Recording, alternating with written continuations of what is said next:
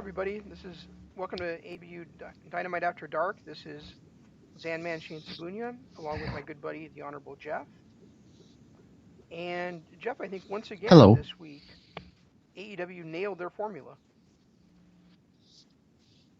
I was going to say that too. This was a great episode considering storylines move forward. We had some really good TV matches, and I know you hate that with the TV versus regular matches, but in all reality, there are some limitations with TV, and they had some really good TV matches. They did. I enjoyed all the matches on. I was really impressed. I think. Yeah, and I'm the same. I was really impressed with this week's episode. I thought it was really well done. I'm really starting to like the WCW vibe that we're getting with the beatdown at the end of the night, and everything about it is just really well done. It really is, and I loved I loved the exchange at the end again between Matt and Hangman before they got slammed with the chair by Jericho. The receipt from last week. I loved at the beginning when Hangman said there's no way that Matt Jackson's the last person he'd ever team with. I'm loving it with Hangman right now. Is it just me, or does this kind of scream smokescreen? Like, are we setting up for these two being together all along and doing it to mess with the inner circle to think they're not together? That would make any sense. It's just with the inner circle just came into it just like a couple of weeks ago. And well, to be honest, the booking has been a little off kilter with some of their decisions, so it wouldn't surprise me to see a swerve like that. I would hope it's not. I hope this is leading towards a Page and Omega versus Bucks feud with the Bucks turning heel, but it would not surprise me at Blood and Guts to see these two working cohesively and showing all along they were really together, and this was all a smokescreen. Speaking of turning heel, AEW has got to have the most sophisticated in-crowd audience I've ever experienced. Right. Now let me tell you what I mean by that. You know how much the reasons why I despise Shawn Spears, and it really has nothing to do with him right. His ability as a wrestler. It has to do with that fucking 10 count. And when I went to All Out, he came out there for his match with Cody. And the crowd did that stupid 10 chant when the referee was doing the count out. But that was the only time they did it the entire night in the count out. And it's the only time I've ever seen it done in AEW is when Shawn Spears is out there. Whereas in WWE or NXT, it happened every single time one of those things happened. It was like the crowd couldn't get enough of it. And in the six-man tag between Death Triangle and who the hell were they against now? I'm drawing a blank. Private Party and Joey Janela. Right, Private Party and the Bad Boy. That's right.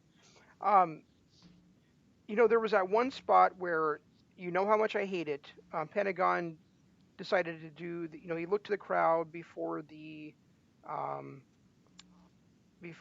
package pile driver double stomp combination, and he did his stupid Cierro Mieto thing. And the crowd opted for it. But then as soon as after the match they were destroying the three baby faces, then the crowd was all up booing them. And a similar thing happens with Chris Jericho. When he comes out there, the crowd is singing along with Judas. And I think a lot of it is simply, the crowd it's kind of like a moment where the crowd is kind of gelling because they're all doing the same thing at the same time, and they're applauding each other. But then, they're all in on booing Chris Jericho in the inner circle. So, such a sophisticated viewpoint, I think, from the audience out there. It's one thing that has made AEW probably one of the better promotions is how intelligent the fans are. They seem to... I I don't want to say they fall in line because they don't really like the way that with the Ciro Mato chant and everything. They should be cheering Pentagon, but yet they boo him at the appropriate moments. They cheer goes for his crowd popping moments. They cheer Phoenix when he goes for his crowd popping moments, but ultimately booing them as the heels they are. It's a very intelligent crowd, It really is, which is one and thing. it's Which enjoyable. You know, they, one of the most sophisticated things you can do is if you love a heel, boo him instead of cheer him. You know. right, and it to me a lot of times it feels like they're popping for their moments because that's the moment, but ultimately they know this guy's a bad guy. They know this guy's a heel, so they're going to boo him. It's kind of the same thing with Adam Page. The crowd is so into Page that they're chanting along with everything he does. They're cheering. They're um, literally everything he does, but they still buy into Matt Jackson, Adam Page storyline and boo at the appropriate moments. It's I've been impressed with the crowd and how they've handled themselves throughout basically the last I'd say 4 or 5 weeks. They really do cheer at the appropriate moments, and it's something nice to see. It happened with the Bea Priestley. Bea Priestley was booed throughout her match, but the second she turned on Nyla Rose, she was cheered. Right. It's a really smart crowd, and they really do lend a lot to the product, which is refreshing. They're not just buying into whatever they're supposed to buy into. They kind of move with the ebb and flows of the show. I totally agree, and it's a lot of fun. It's a lot of fun to be a part of, to um, take part in, but then also just to see, kind of watch from a distance and go, these guys are doing what they should be doing. And I think a part of that is that AEW really does get people over organically, and they don't try to shove down throats that shouldn't be. We talked about the librarian stuff a little bit last night, and um, they know it isn't working, so they'll still come out there, but it's not like they're making it a focal point like they did for the first couple of shows. Well, and they made it a focal point, and I'm not sure if they were doing it as a joke or if they were doing it just to, see if something would stick.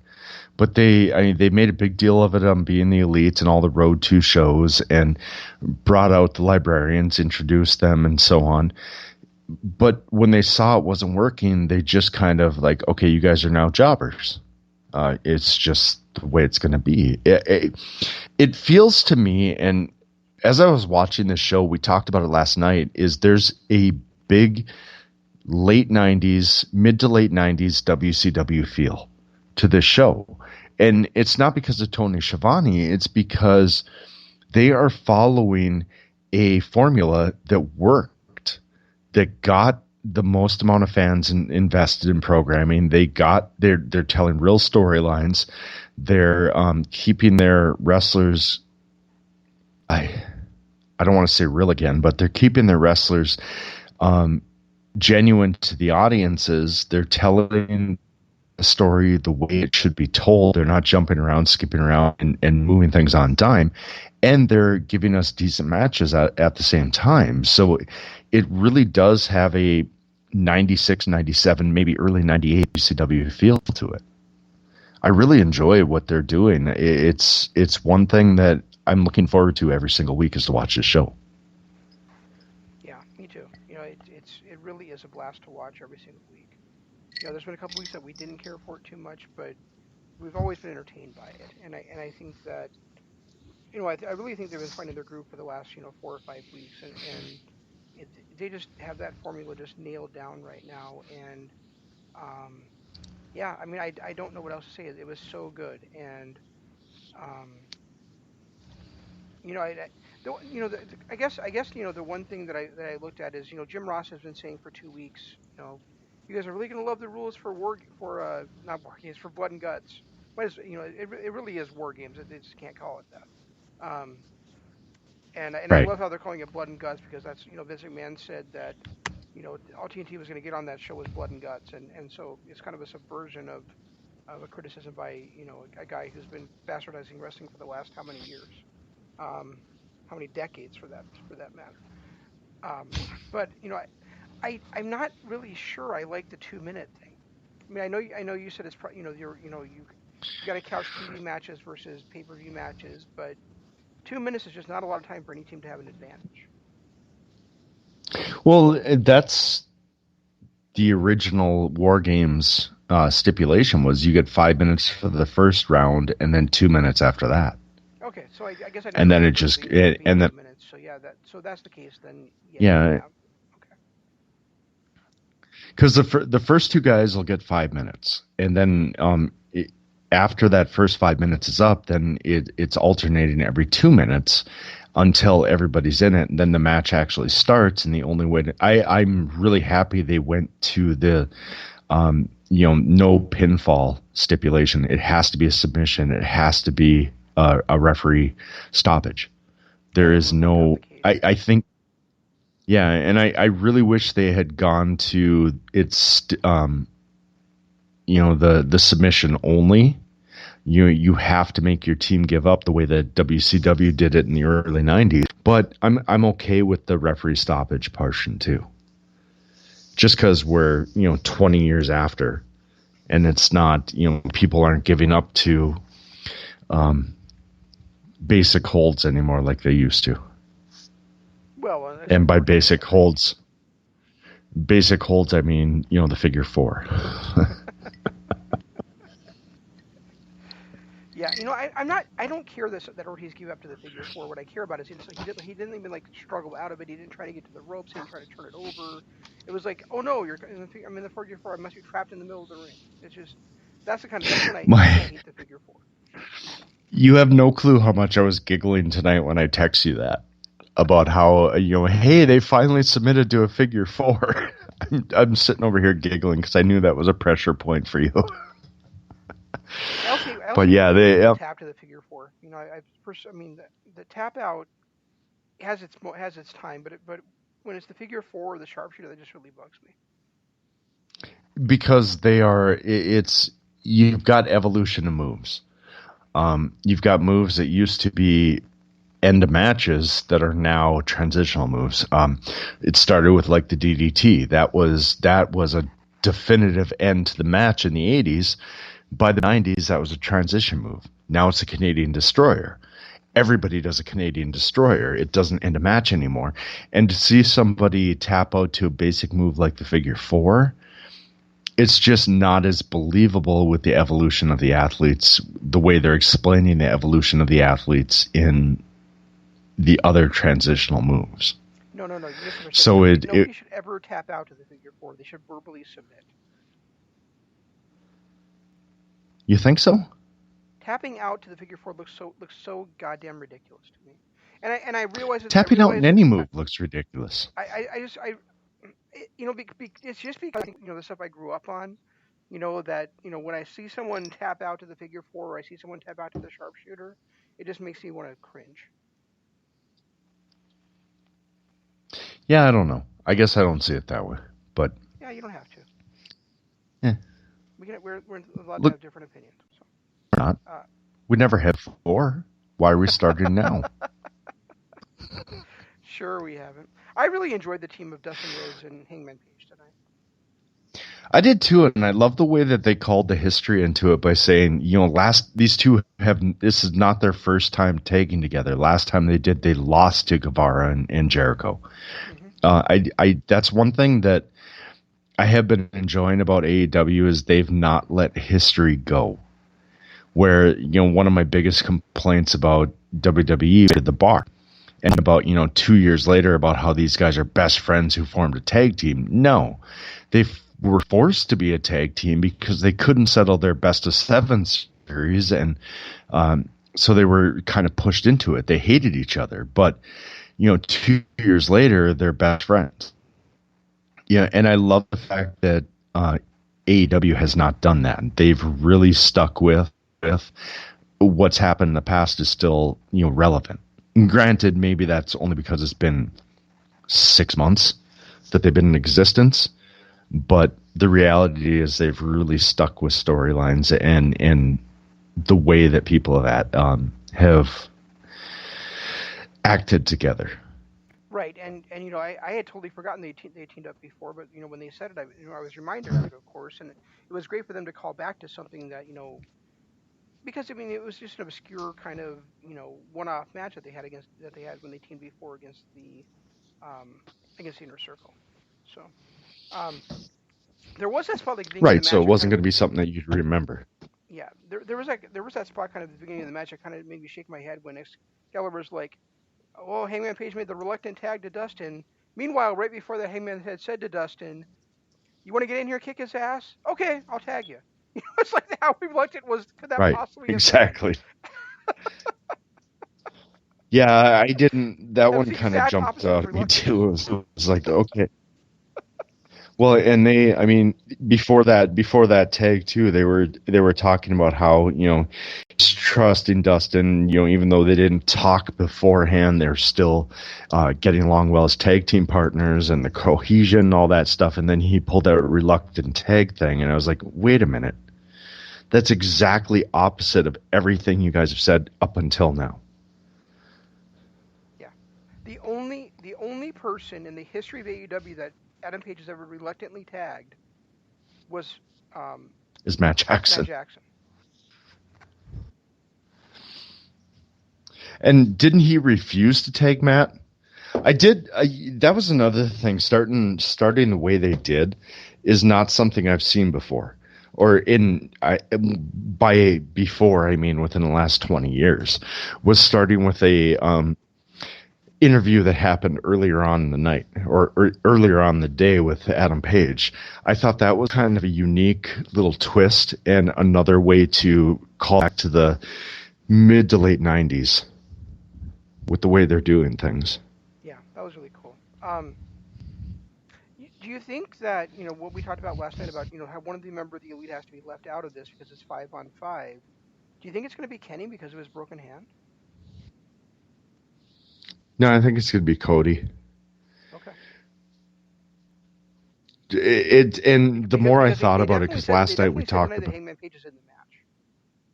So Well, yeah, and it's just the way, and you brought it up last night. The way the storylines are going is that Cody's going to have his one-on-one with Lance Archer.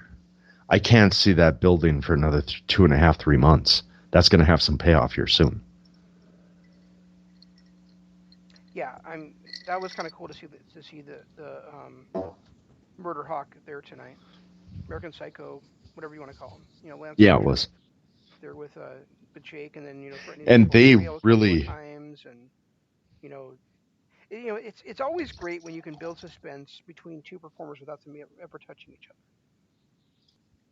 Well, and they did a good job of getting him over too. Whatever we think of Jim Ross, he and Shivani did a really good job of talking up Lance Archer to make him a lot bigger deal, because American audiences aren't really familiar. He's been out of America for 10 years, 10, 12 years.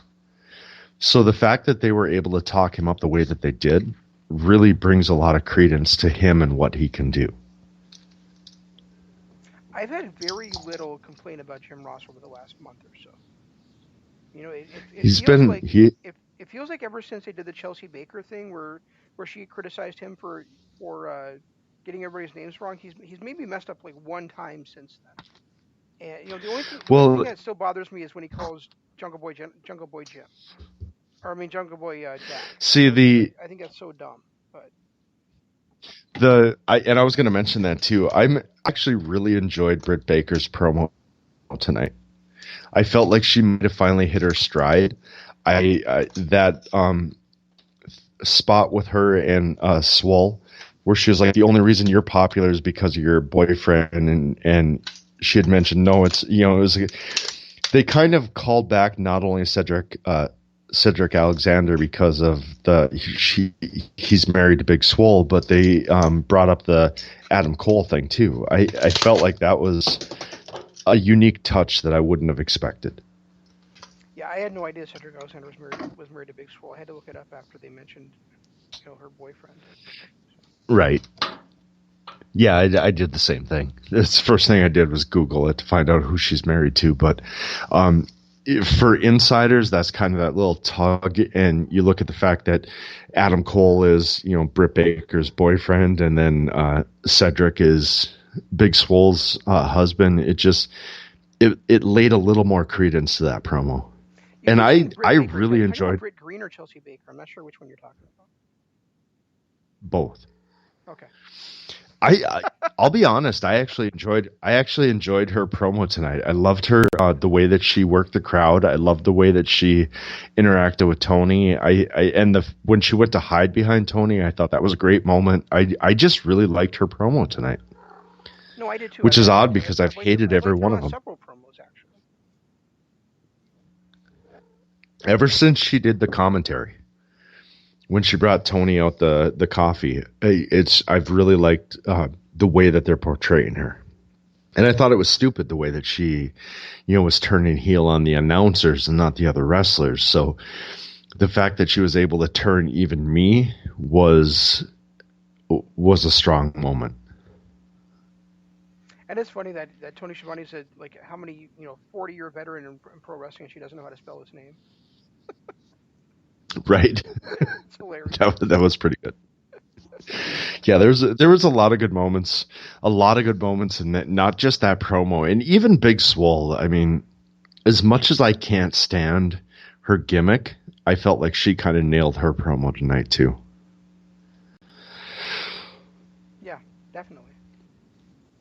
I don't think I had a negative tonight, to be honest with you. The whole 2 hours was strong. It was strong. It flew by, and that's the other thing with Dynamite is it flies by. I have to get our program set up to go before we go live, and I'm always like, wait, it's 8:45. I need to get down there and get that ready to go. Yeah, I'm the same way. Tonight it was 8:30, and I'm like, okay, I gotta boot up my computer. I got to get everything going and it was shocking that it was already 8:30. I'm like, there's no way it's been an hour and a half of this. But every match had its moments, and even the Lucha Express versus MJF and Butcher and Blade, there was a lot of fun moments in that. I felt like the right guys won it, and they beat the right guy too, because Luchasaurus, even though he's been on the losing end, has he been pinned yet? Not that I recall. I don't feel like he's been pinned at all. I feel like it's Marco Stunt that's taken the brunt of the losses, but that's explainable. And the way that MJF pulled it off tonight, and just his actions with the bee stings and all that stuff, that was a really well done match. I loved the tag match, the women's tag match. I loved that last match. I loved the opening match. Literally everything about about tonight I loved. Yeah, it's kind of funny that we've talked often about how they have kind of a formula where they have like a couple of tag matches a week, and tonight was pretty much all tag matches, really. Yeah, with the exception of that opening match, it was all tags. Right. It was either a 6-man or a regular tag match. Exactly. So they're even they're starting to throw wrinkles in it too. Yeah, the other thing that real negative, I guess from tonight, and this isn't even really a negative. It's just kind of the way I felt at the moment was, oh, Joey Janela, yay! But during the match, he was great. So it's really he was, and it was a lot of fun. And I really like the way they did the two swerves by keeping Dark Order relevant in a Christopher Daniels promo and keeping Darby Allin relevant in a Chris Jericho promo. I liked both those. What are you saying? Relevant, you mean? Relevant, yeah. Did I say relevant? You did twice. I need sleep. Relevant is what I meant. It's like you're reading off a script and you're dyslexic or something. Not far off. No, but the fact that they kept those two guys relevant without actually showing them on screen, I thought was really well done too. I love the Chris Daniels promo. I love the mockery of the Darby Allin promos by Jericho and Guevara. It was, both those were a lot of fun. So with the here's something that confused me now since you brought up the Dark Order thing. So Christopher Daniels in his promo said, I want a singles match against both Evil Uno and Stu Grayson, right? And I'm going to beat Right. them both, and then when the Exalted One doesn't come out and save you, then I'll prove that Exalted One doesn't actually exist. And then But like yet 10 the minutes Exalted later, One's they going to said the show up Exalted next One week. is going to be debuting on next week's show. Yeah, that kind of caught me too. Maybe there's going to be two singles matches. Maybe it's a gauntlet match. I don't know. I was wondering that too. Is like, does that mean they're going to have them both on next week's show? And maybe they will, and that'll be a lot of fun. I always enjoy Christopher Daniels. So Yeah, I caught that too, and I was like, okay, did you guys not remember the promo that was just cut? It's not on the same page with CD. What's going on here? But I guess we'll have to wait till next week to find out. But yeah, I did well, catch that too. okay, yeah. So that was confusing to you too, as well as me. So it wasn't just me. Okay, Yeah. that's good. No, I'm confused. Yeah, another great show, I think, and we're building towards Blood and Guts, which is great. Yeah, and that's going to be an. I like the way that they're doing it too. They're kind of pulling the Ring of Honor type, or actually more the Impact type programming, where they're doing the pay per view every few months, but they'll throw a special in there, kind of every month, month and a half. Yep, me too. So it's nice. It works well for the fans that can't afford the $50 until they get a streaming service. You really can't do it like Ring of Honor or WWE does it with the monthly pay-per-views. So go ahead and do it this way and keep all your fans happy because they get a big show here without having to pay $50 coming up. Yeah, and they've already had lots of world heavyweight championship matches on. They've all three of their titles have been defended at least twice on television, which is amazing. Yeah, they have. Yep. They have, and that's back to the WCW, and I hate to keep bringing it back to WCW, but that is literally the formula they had in the '90s, where it's like you have to watch the weekly show because you never know what's going to happen. Title can change hand at any time. And granted, it hasn't yet on free. Well, I guess on the cruise that was considered free TV, wasn't it? Why wouldn't it be? Well, I'm just thinking timelines. That was actually on Dynamite. That wasn't it was a as part of special. the Okay. Bash at the Beach Dynamite thing. So Beach Blast. No, it's Bash at the we've Beach, wasn't already it? Yeah, Bash at the Beach. yeah. So we've already seen we've already seen titles change hands on TV. So you've got to watch every week because you never know what's going to happen. Yeah, the women's title changed hands on TV, and the tag title changed hands on TV. And remember, we're only on the second champion for each of those belts. Right.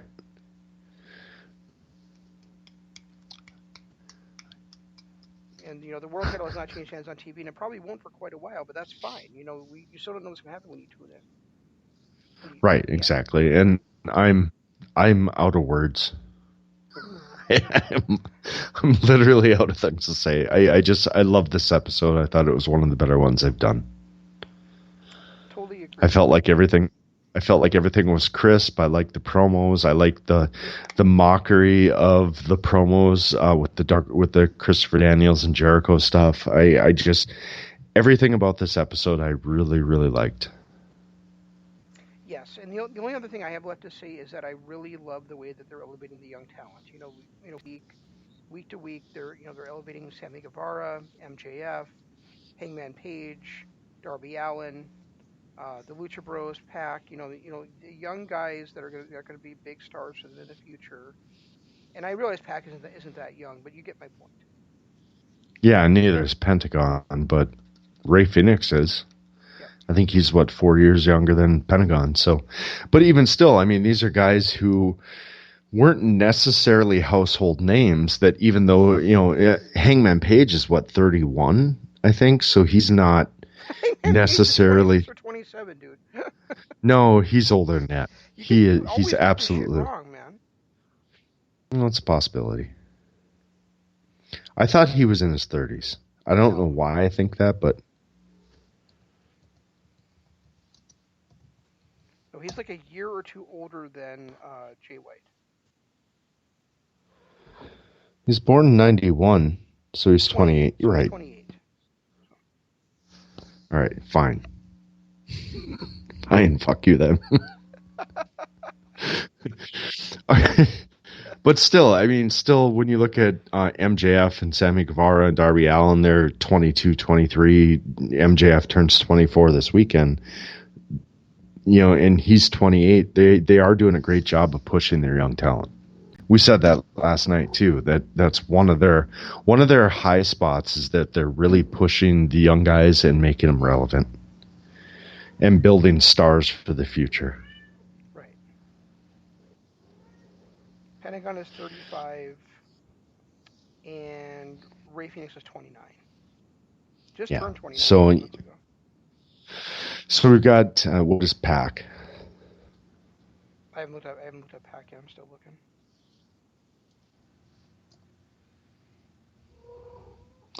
Oh, well, that's not what I wanted.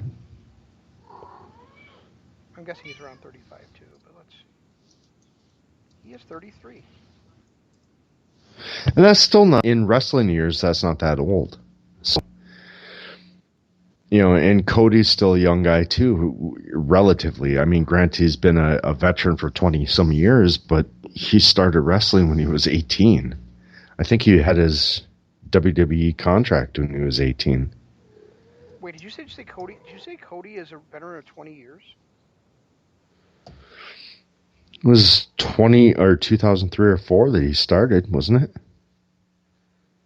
Or was it later? Was it 09? He's 34, so he's 34, so he's still pretty young too. Right. Was it 09? Yeah, I suppose because it was the legacy. The whole legacy thing was 2009-ish. If he was a veteran of 20 years, he would have been around during the 06, 07. You really do need sleep. He debuted in 07. So I wasn't that far off. I was thinking 02, 03. But he debuted in 07, so he's been around 13 years. Yeah. I guess that's still a whole lot less than 20. You were close. Let's put it that way. All right, fair enough. All right, guys. Why don't you let everybody else know? Let everybody know what other platforms they can hear you. Hopefully you're listening to us on either Spreaker. Jesus, my God, I need sleep. Spreaker, Lords of Pain Radio, or on YouTube. If you are listening to us on YouTube, go ahead, hit that like button, subscribe button, and ring the notification bell. We do this live twice a week on Tuesdays for Kingdom of Honor, on Wednesdays for Dynamite After Dark, and every other week we do a special live breakdown of the TV show. This week coming up is Lock and Key. Actually, I'm sorry, not this week, but next, or 2 weeks from now. Also, patreon.com/Kingdom of Honor is where you can go to help us out. Go ahead and donate, and you get access to not only Patreon exclusive shows, but also our archives. And use the hashtag DAD and the hashtag KOH to find us on Twitter. You can follow me specifically at Richie Cohop. You can follow him at Zanman LOP. And a programming note is next week on Kingdom of Honor, we'll be covering the 2 great-looking Ring of Honor shows this weekend. So if you have a way to watch them, I would find a way to watch the in case you don't listen to our other show. We touted it last night, but this weekend's anniversary show on Friday night looks amazing, and then the Past versus Present show on Saturday night looks like a lot of fun. So if you find a way to watch those, and then join us next Tuesday when we cover them on Kingdom of Honor. Also, tomorrow on LOP is Imp's LOP Radio Adventure. On Friday is NWA The Legacy Series. That's all we've got. We try to do better next time. This is Shane saying long days, pleasant nights. And Jeff saying goodbye. G1 Climax 27. Goodbye and good night. Bang.